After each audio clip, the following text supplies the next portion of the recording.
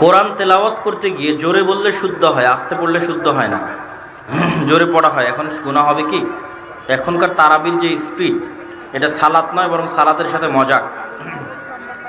কে আপনাকে বলেছে তারাবি কি ফরজ? বলেন তো, কে তারাবি পড়তে বলেছে আপনাকে? কি দরকার তারাবির পড়া? কথা মনে আমার বুঝতে পারেননি। কোরআনের সাথে বিকৃতি করে, সালাতের সাথে খেলতামাশা করে তারাবি কেউ পড়তে বলেছে?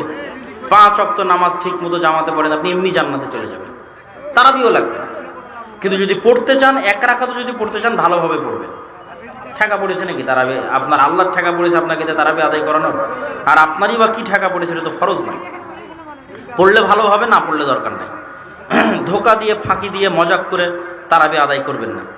দুনিয়ার ফিতনা থেকে বাঁচার জন্য স্বামীকে সবসময় বাড়িতে রাখতে চাই, কিন্তু স্বামী যেহেতু বাইরে চাকরি করে, এই জন্য স্ত্রী পাপাচারে লিপ্ত হতে পারে। সেক্ষেত্রে স্বামীর করণীয় কি? স্বামীর জন্য জরুরি স্ত্রীর সাথে থাকা, অথবা স্ত্রীকে সাথে নিয়ে থাকা, না হলে ছেলে মেয়ে মানুষ করতে পারবে না। সাময়িক সময়ের জন্য দূরে গেলেও আপ্রাণ চেষ্টা করতে হবে যে কোনো মূল্যে স্ত্রীকে কাছে নিয়ে আসা। কোনো ক্ষতিকর প্রাণী যদি কামড় দেয়, তাদেরকে কি মেরে ফেলা যাবে? অবশ্যই যাবে। কুকুর যদি, রাসূল সাল্লাল্লাহু আলাইহি ওয়াসাল্লাম তো এমনি যেগুলো বিষাক্ত জিনিস সেগুলোকে মারতে বলেছে, সাপকে মারতে বলেছেন, বিচ্ছুকে মারতে বলেছেন। কুকুর যদি থালা বাসন চেটে নেয়, তাহলে করণীয় কি? 7 বার সাবান দিয়ে, হুইল দিয়ে ধুতে হবে। প্রত্যেকবারই সাবান হুইল দেওয়ার চেষ্টা করতে হবে, প্রতিবারই। আর যদি প্রতিবার না দিতে পারে, তাহলে 7 বার এমনি ধুবে, শেষবার হুইল দিয়ে ধুবে। অসুস্থ, সরাসরি হাদিস।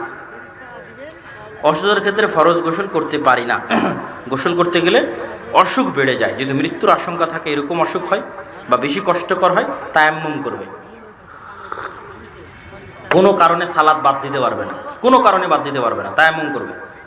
এক ব্যক্তি স্ত্রীর পরামর্শক্রমে আরেকটি বিয়ে করেছে। এখন তাদের দুজনের ভরণ পোষণ চালাতে খুবই কষ্ট হয়।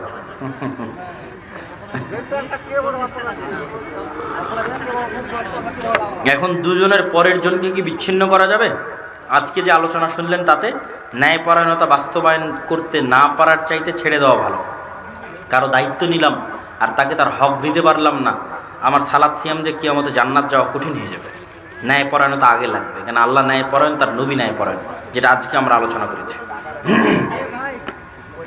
স্বামী যদি কোনো কাজ ক্ষেত্রে বাইরে থাকে, বাড়ি আসতে দেরি হয়, এই স্ত্রী রাগে স্বামীকে মাথা গরম করে, স্বামী উলট পালট করে কথা বলে। অনেক বুঝানোর পরে এমনটি ঘটে, সেক্ষেত্রে করণীয় কি? একটাই সহজ বুদ্ধি, স্বামী যখন রাখবে স্ত্রী চুপ থাকবে, আর স্ত্রী যখন রাখবে স্বামী চুপ থাকবে, আর কিচ্ছু করা লাগবে না, শেষ।